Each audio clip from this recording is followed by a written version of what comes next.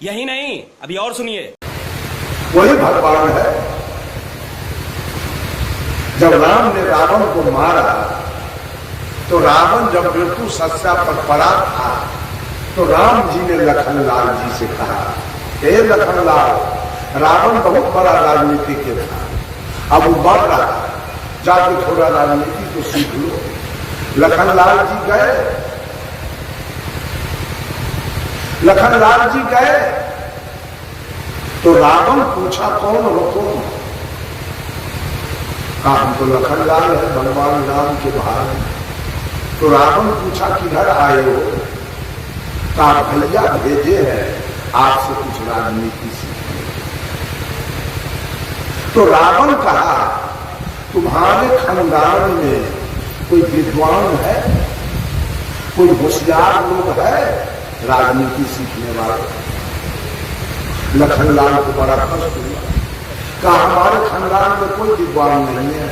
रावण कहा, तुम्हारे खानदान में सारे बेवकूफों का जब समूह है, एक भी विद्वान होशियार आदमी। कहा, कैसे? लखनलाल जी कहे, कैसे? तो रावण पूछा कि तुम्हारे भाई राम को राजगद्दी हुआ था, वनवास कौन कराया? राम को वनवास कौन करा दिया? आप लोग बोलिए। दशरथ जी किसके बात को बूझा? के थी दशरथ के पत्नी। रावण कहा, गिरे तो बातें रहना के बाद बूझेगा, एक नंबर के बेवकूफ। तो दशरथ होशियार कह दिया कि पत्नी के बाद बूझ के बेटा को वनवास करा। अच्छा ये बताओ कि तो हर माए के कल बात बूझ के राम को वनवास कराए के कल मंत्रा लोग एक नंबर के बेवकूफ तो हर माए हो गए, 9 दिन के बाद बूझे वाला, तो हर बाप गणना के बाद बूझे वाला, और तो हर माए 9 दिन के बाद बूझे वाला, तो दोनों होशियार है। अच्छा केसर ने कहा, कहते हो भैया हमारे भगवान है, अरे तो हमारे मामा मारीच कपट के मिर्गा बन के जंगल से निकला, तब तो भैया पहचाना नहीं कि सही मिर्गा है कि कपट के मिर्गा, तो उसके पीछे तीर धनुष लेके गया, एक नंबर के बेवकूफ तो भाई होगा। जगह सब कहे जय सिया राम, जय जय सिया राम। एक नंबर के बेवकूफ तो भाई है, उसको पहचान में नहीं आया कि सही मिर्गा है कि कपट के मिर्गा है। अब मिर्गा भागा तो भाई तीर धनुष ले पीछा किया। अब बहुत दूर जाने के बाद हमारा मामा मरीच बोला, दौड़ो लक्ष्मण, दौड़ो लक्ष्मण, बचाओ बचाओ। तो तू समझा नहीं कि भैया बोल रहा है कि कोई दूसरा? तुमको तो सीता के रखवाली में रख गया था, अब तो तुम जानकी को छोड़ के हमारा मामा के बात पर तू दौड़ गया, एक नंबर के गधा का तू अपने थोड़ा कहा ज्ञान है। एक नंबर के बेवकूफ का तो भौजाई सीता है, उसको अग्नि मान से घेर के तू गया, तो निकली क्यों जो हम लेके चले गए? ये पांचों में कैसा होशियार है क्या? कर भजन हो के चाहिए ध्यान ढोला करनिया पर है कोई होशियार, है कोई काबिल? समझिए बात को। एक एक बात के उद्भेदन सदगुरु कबीर ने कर दिया, एक को बात छोड़े नहीं। कहा, यह माया रघुनाथ की बौरी, राम को बौरा के माया मार दिया है। यह माया रघुनाथ की बौरी, खेलन चलिया हेरा हो, चतुर चिकनिया चुन चुन मारे, कोई न राखो न्यारा हो, मौनी वीर दिगंबर मारे, ध्यान धर्म दे जोगी हो, जंगल में के जंगम मारे, माया कितू न भूली। वेद पढ़न के वेदुआ मारे, पूजा करन के स्वामी हो, अर्थ विचारक पंडित मारे, बांधो सकल लगानी।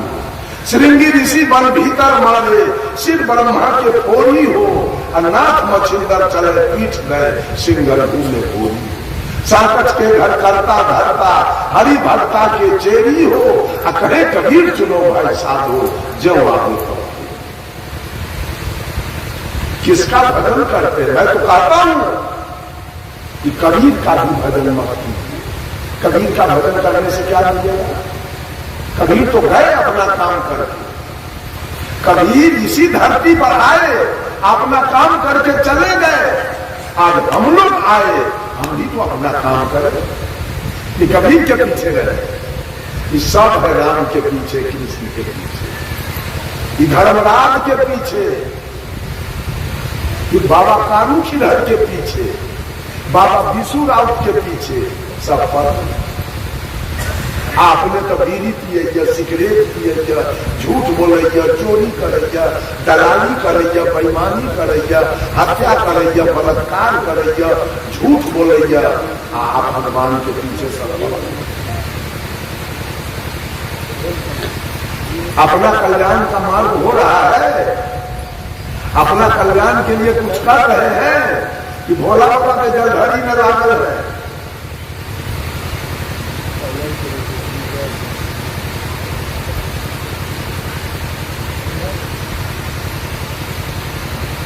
सारा दुनिया किसी और के पीछे पड़ा हुआ है, अपना पीछे कोई नहीं है।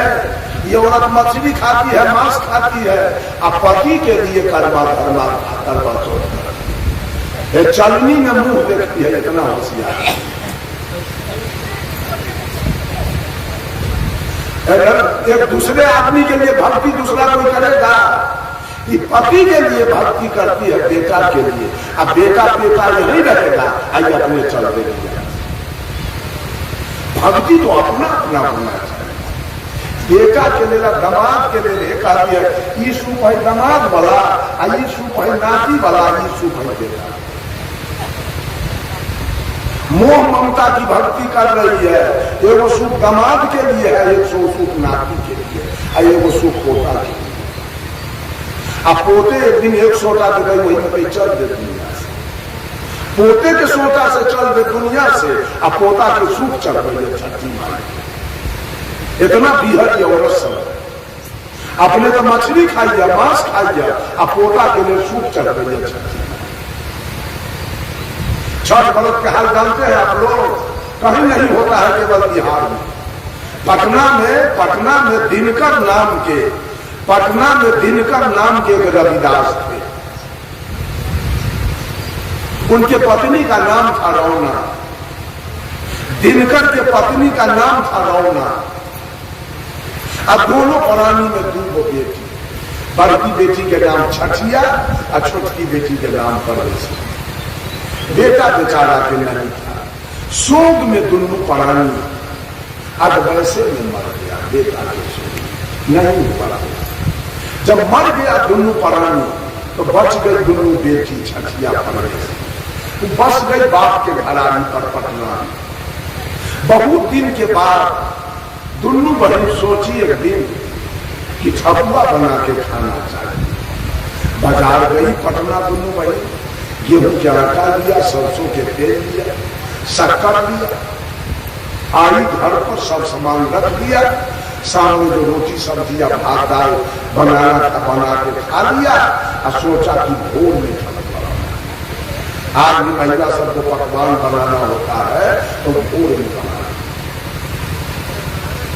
भोर में 2 बजे रात में दोनों बहन चढ़ गए। एक बहन गई पानी लाने, पहले गरीब आदमी के यहाँ पानी का कोई व्यवस्था नहीं था, कोई अमीर आदमी के यहाँ कुआं होता था, उसी से गरीब दुखिया भर थे। उस गांव के अमीर आदमी के दरवाजे पर कुआं, 2 बजे रात में छठिया चली गई पानी लाने। अब परमेश्वरी घर अपना बाहर ले पानी भर के ले आई, लेकिन जिसके दरवाजे पर कुआं था उसका ऐलान था कि पहला पानी हमारा भराएगा तब दूसरा कोई देगा। लेकिन आज तो छठिया 2 बजे रात में भर के राजा को कह दिया, हजूर छठिया 2 बजे रात में पानी भर। राजा के क्रोध का ठिकाना नहीं, क्या हिम्मत है इसका कि पानी भर के ले। सिपाही भेज के दोनों बहनों को बोल पड़ा। आटा सना हुआ है, अब ठकुआ तेल कड़क रहा है, अब ठकुआ छना है। इतने में सिपाही आया, दोनों बहन को पकड़ लिया। राजा पूछा, स्वीकार कर लिया छठिया कि हाँ 2 बजे रात में तो हम पानी भर के लाए। कहा क्यों ले गई? ठकुआ बनाना। राजा के क्रोध का ठिकाना नहीं रहा। सिपाही को आदेश दिया, दोनों बहन को कोड़ा से मारो। मारने लगा सिपाही, मारते मारते दोनों को जान से मर गई दोनों बहन। दोनों को श्मशान में लेके राजा दफना दिया। दोनों बहन मर गई, आटा सामने रख दिया, तेल चोरी पर रख दिया। बहुत दिन के बाद राजा के पिछी में घाव हो गया, बहुत बड़ा। कितनों इलाज कराया वो राजा, लेकिन घाव ठीक नहीं। एक ज्योतिष या साधु राजा के दरवाजे पर आया, उसको घाव दिखाया कि घाव ठीक नहीं हो रहा। वो ज्योतिष कहा कि राजन ये घाव नहीं है, ये पाप का प्रायश्चित। तो अपने जीवन में कोई पाप किए हो? ताकि नहीं, पाप हम नहीं किए, जरूर कुछ पाप किए। राजा गछ लिया, ये पाप नहीं किए। छठिया पड़ने से दोनों बहन को मरवाया। क्यों मरवाया? तो पानी पहले भर के ले गए थे। पानी क्यों ले गए भर के? तो उसको ठकुआ बनाना था। ठकुआ बनाई करना। राजा कहा जाओ ये पाप। दोनों बहन के मन में लगा ठकुआ चला गया। अब तुमने मरवा दिया दोनों बहन। देख, मैं गारंटी नहीं लूंगा, लेकिन एक बात कह देता हूं, दोनों बहन के नाम पर ठकुआ बनवा के अब पटना के गंगा घाट पर जाके अर्घ दिवा दो, हो सके कि तुम्हारा घाव ठीक हो। आई सब के दूल्हा के ही पिछला घाव है, सब वर्ग के दूल्हा के ही पिछला घाव है। ये ठकुआ मेरा ले पोखरी पर, यही इसका मेन कहानी है। और वही पटना से पूरा बिहार, अब तो यूपी में भी चला। हम इस साल यूपी में थे छठ के दिन, वहां के महिला सब ये सुन। अच्छा काम का विस्तार नहीं होगा जल्दी, लेकिन गलत काम का विस्तार बहुत जल्दी होगा। छठ का विस्तार हो रहा है, लेकिन सत्संग का विस्तार नहीं।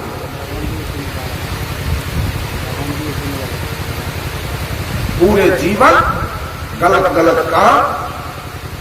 अब 11 बज गया, छोड़िए कार्यक्रम समय काम बंधु। कबीर के विचारधारा इतना साफ सुथरा है, कहीं कोई विघ्न बाधा नहीं है कबीर के विचारधारा में। कहीं कुछ नहीं मिलेगा, एकदम नहीं। आप लोगों को कहीं बुझाता हो कि कबीर के विचारधारा में कहीं कुछ गड़बड़ी है, आप लोग बोलिए कुछ।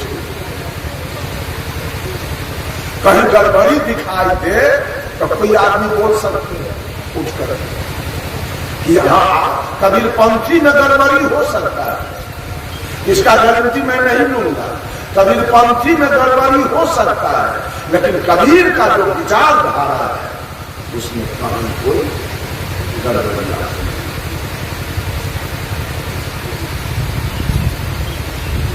बोलिए सद्गुरुदेव की जय। इस पर विचार करें, अपना कल्याण करें, सुंदर सब समाज का निर्माण करें। देवता कहीं बाहर नहीं, वो देवता आपके घर में बैठा है, तो आंखें देख रही,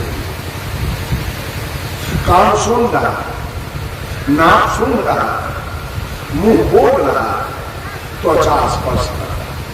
कोई औरत के दूल्हा जवानी में मर गया, वो औरत दूल्हा के मुंह पर अपना मुंह कर रही। राजा हो राजा, एक शब्द तो बोलो। अब बोलेगा, बोलने वाला तो निकल चुका, अब मुंह में जब तक वो परमात्मा की सत्ता घट में है तभी तक मुंह बोल रहा है, तभी तक आंख देख रहा है, तभी तक कान सुन रहा है, तभी तक नाक सुगंध दुर्गंध ले रहा है। जिस दिन वो सत्ता काया से निकल जाएगा, आंख मुंह बोलना बंद कर देगा, कान सुनना बंद कर देगा, नाक सुनना बंद कर देगा और तो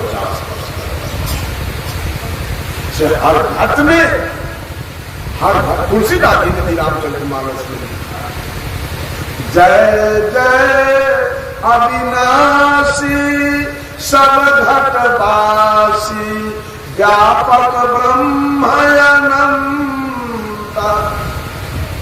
लिखे ना तुलसीदास जी, सिया राम मैं सब जग जानी। ये ज्ञान अगर मनुष्य को हो जाए कि हर घट में परमात्मा है, हर घट में परमात्मा की सत्ता है, तो आदमी पुरुष पति अपने पत्नी को एक गाली एक थप्पड़ करूंगा, वो समझेगा कि मेरे पत्नी में भी परमात्मा है। समझ लीजिए इस बात को। अब पत्नी समझ लेगा कि मेरे पति में परमात्मा है, सास समझ लेगी कि मेरे पुतोह में परमात्मा है, अब पुतोह समझ लेगी कि मेरे सास में परमात्मा है, ननद समझ लेगी मेरे भाभी में परमात्मा है, अब भाभी समझ लेगी मेरे ननद में परमात्मा है। सब घर मंदिर बन जाए, कहीं कोई झगड़ा लड़ाई छीना झपटी चोरी दलाली अनाचार कदाचार देवचार बलात्कार भ्रष्टाचार नरसंहार एक शब्द कबीर का है, एक शब्द आदमी के दिमाग में अगर बैठ जाए तो धरती स्वर्ग। एक शब्द दुनिया वालों को कबीर ने दिया, कौन?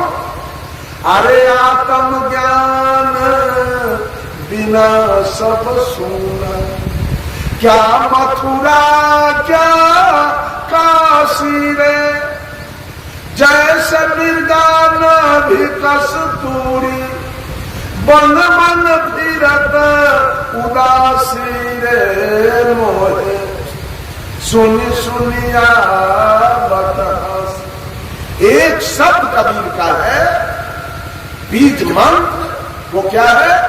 आत्म ज्ञान। जब तक मनुष्य को आत्म ज्ञान नहीं होगा, छोड़ दे मछली खाना, छोड़ दे मांस खाना, छोड़ दे झूठ बोलना, छोड़ दे चोरी करना, छोड़ दे बेईमानी करना, छोड़ दे डकैती करना, मुक्ति हो जाएगी क्या? सब कुछ तो आपने छोड़ दिया, लेकिन खेत चलते अगर गोतू पकड़ा गया तो भाला मारा। आत्मज्ञान नहीं है, आत्मज्ञान नहीं है।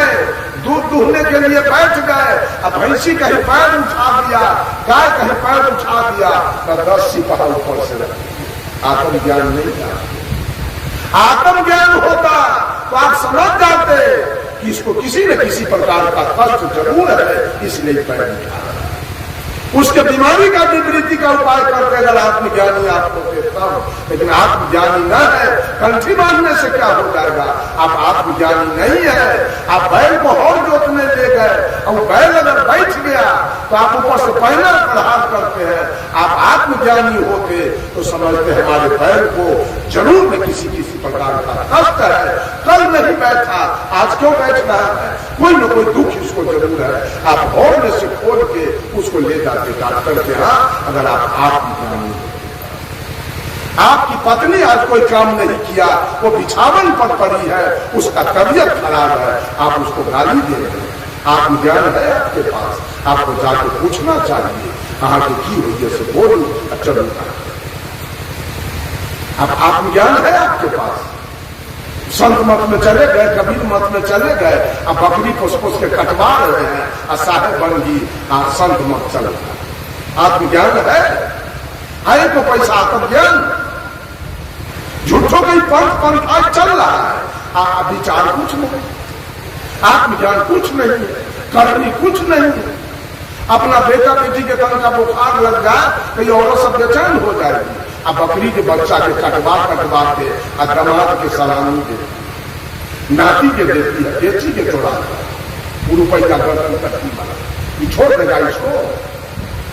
जवान जवान बेटा कटेगा, कोई दिन माथा पटकेगी चौकट पर, हमारे बेटा केकर की बिगाड़ लगे, क्या हमारे बेटा अब तू पता नहीं तुमको कि जवान खसी को कटवा रहे थे, इसलिए आज जवान बेटा का गला बदला कोई नहीं जाएगा और कोई नहीं हटा सकेगा। उस दिन चौकट पर के मारी पटक के माथा मर देगा कि हमारे जवान बेटा के गला कट गया। आत्मज्ञान सबसे, जब आत्मज्ञान मनुष्य को हो जाए तो धिक्कार है कि दूध में पानी मिलाएगा। वो सोचेगा जिसको दूध दे रहे हैं वहां परमात्मा बैठा है, उसको पानी मिला के कैसे, उसको चावल में कंकड़ मिला के कैसे, उसके साथ घंटी कैसे मारे, उसके साथ मुनाफाखोरी कैसे करे, उसका आरी कैसे तोड़ दे, उसको गाली कैसे दे दे, उसको मारे कैसे, उसके साथ झूठ।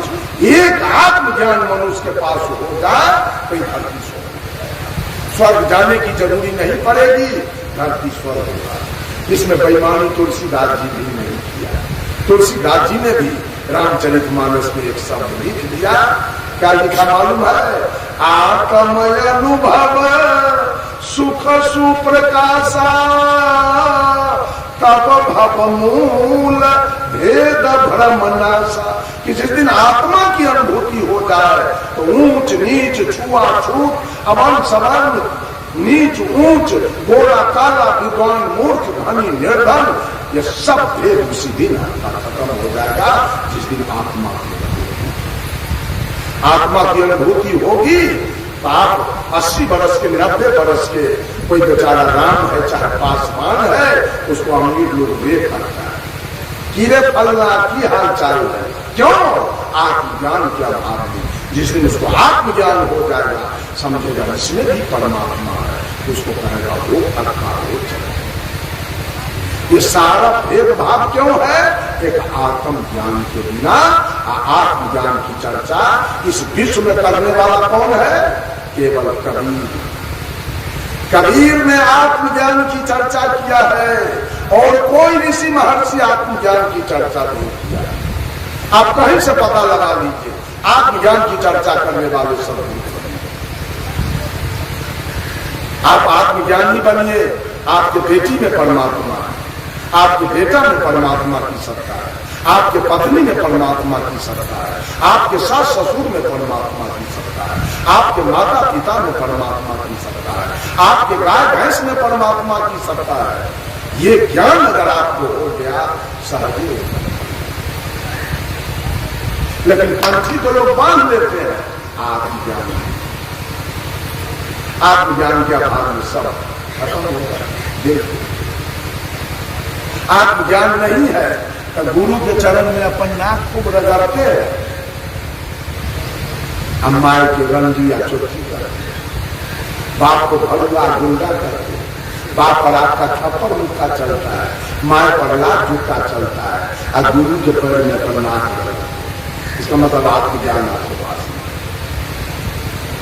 आत्मज्ञान होता तो उसी दृष्टि से आप माँ को देखते, जिस दृष्टि से गुरु को देख रहे हैं उसी दृष्टि से अपने माँ को देखते हैं। ये वो हमर देवता है, एकरे पेट से हम निकले, एकरे दूध हम पी का जवान दे दिए। अगर आत्मज्ञान होता तो माँ को आप सेवा करते, हम माँ के चरण दबाते, हम माँ के मुंह में आप जिलेबी या रसगुल्ला खिलाते। अगर आत्मज्ञान आप बाप को बाप का सेवा करते, आप बाप को खिलाते पिलाते, आत्मज्ञान होते तब।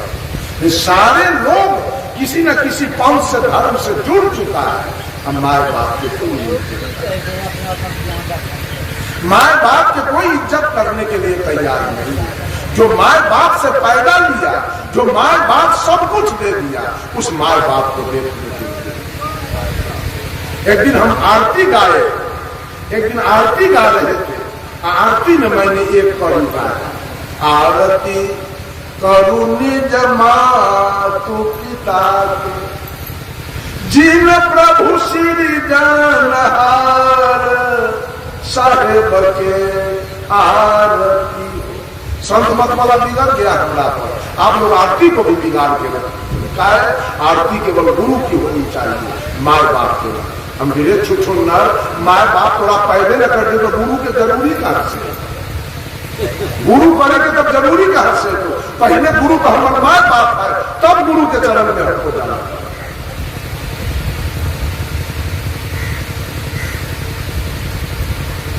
ये सब सोचिए, विचारिए।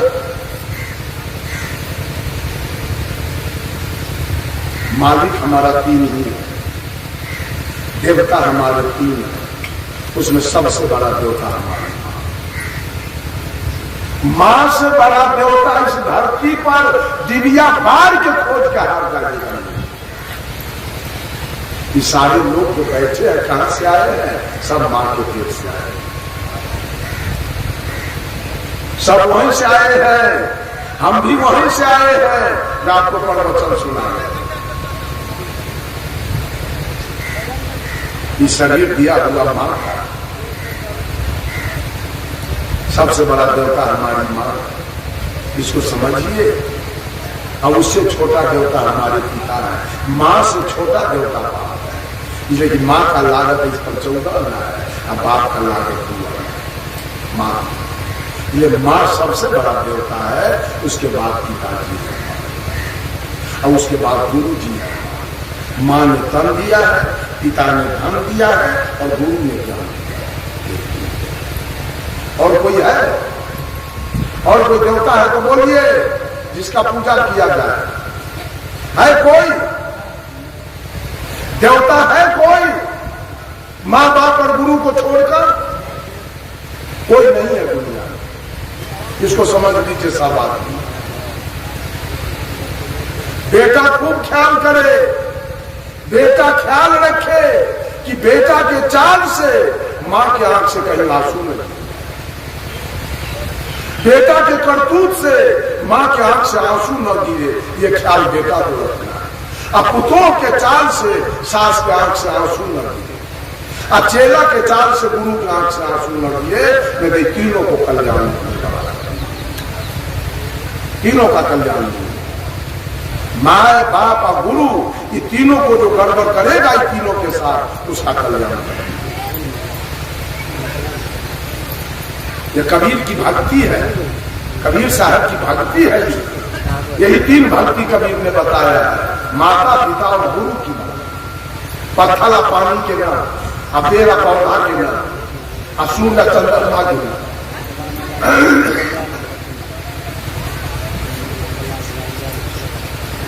बस थोड़ी सी चर्चा करके अब वाणी पर विराम देता हूं। बोलिए सद्गुरुदेव की जय।